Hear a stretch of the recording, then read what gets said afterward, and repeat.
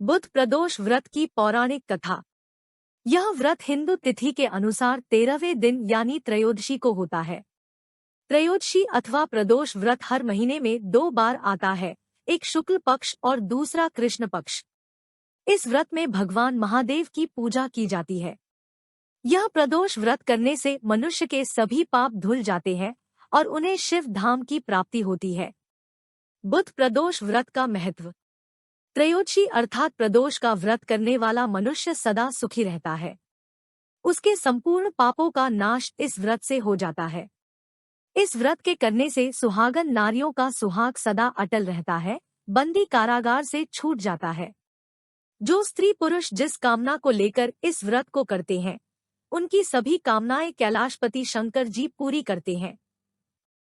सूत जी कहते हैं, त्रयोदशी व्रत करने वाले को 100 गौ दान का फल प्राप्त होता है।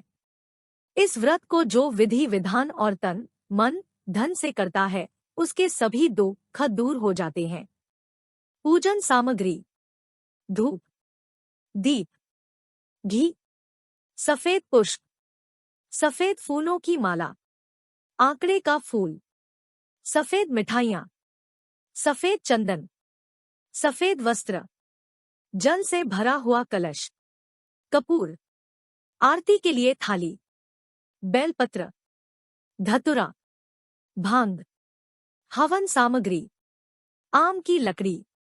बुध प्रदोष व्रत की विधि।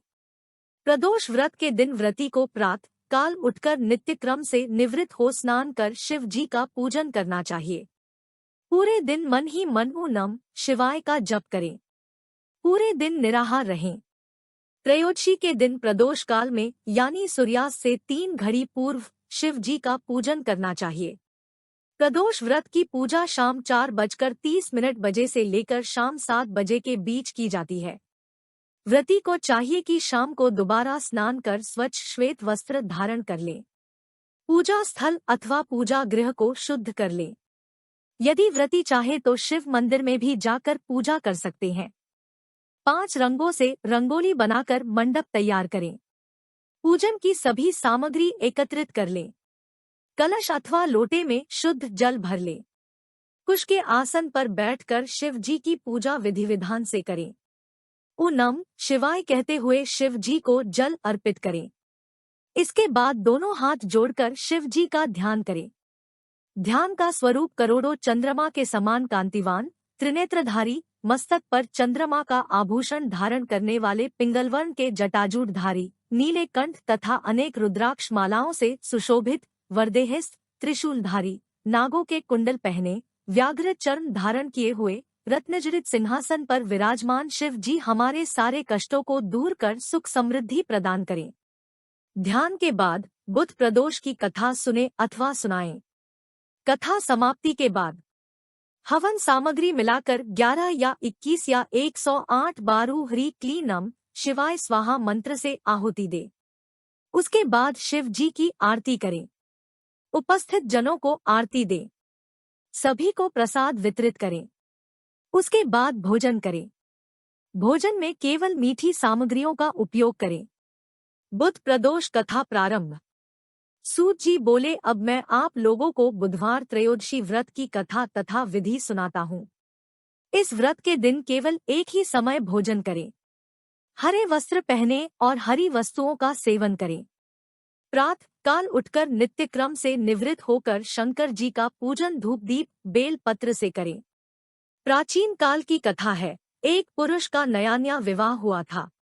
वह गौने के बाद दूसरी बार पत्नी को लिवाने के लिए अपनी ससुराल पहुंचा और उसने सास से कहा कि बुधवार के दिन ही पत्नी को लेकर अपने नगर जाएगा।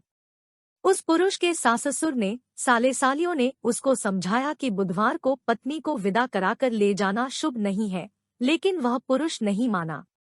विवश होकर सास-ससुर को अपने जमाता और पुत्री को भारी मन से विदा करना पड़ा। पति पत्नी बैलगाड़ी में चले जा रहे थे। एक नगर से बाहर निकलते ही पत्नी को प्यास लगी। पति लोटा लेकर पत्नी के लिए पानी लेने गया।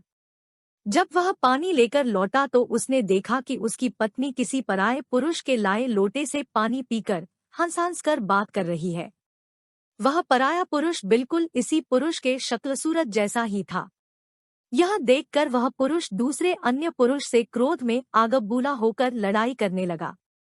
धीरे धीरे वहां काफी भीड़ इकट्ठा हो गई। इतने में एक सिपाही भी आ गया। सिपाही ने स्त्री से पूछा कि सच सच बता, तेरा पति इन दोनों में से कौन है? लेकिन वह स्त्री चुप रही, क्योंकि दोनों पुरुष हमशक्ल थे। बीच राह में पत्नी को इस तरह लुटा देखकर वह पुरुष मन ही मन शंकर भगवान की प्रार्थना करने लगा कि हे भगवान, मुझे और मेरी पत्नी को इस मुसीबत से बचा लो। मैंने बुधवार के दिन अपनी पत्नी को विदा कराकर जो अपराध किया है उसके लिए मुझे क्षमा करो। भविष्य में मुझसे ऐसी गलती नहीं होगी। श्री शंकर भगवान उस पुरुष की प्रार्थना से द्रवित हो गए और उसी क्षण वह अन्य पुरुष कहीं अंतर्ध्यान हो गया। वह पुरुष अपनी पत्नी के साथ सकुशल अपने नगर को पहुंच गया। इसके बाद से दोनों पति पत्नी नियमपूर्वक बुधवार प्रदोष व्रत करने लगे। बोलो उमापति शंकर भगवान की जय। दोस्तों, कमेंट करके बताएं कि आपको हमारी यह प्रस्तुति कैसी लगी। पसंद आई तो इसे लाइक और शेयर करें तथा चैनल को सब्सक्राइब करके मेरा मनोबल बढ़ाएं। नमस्कार दोस्तों।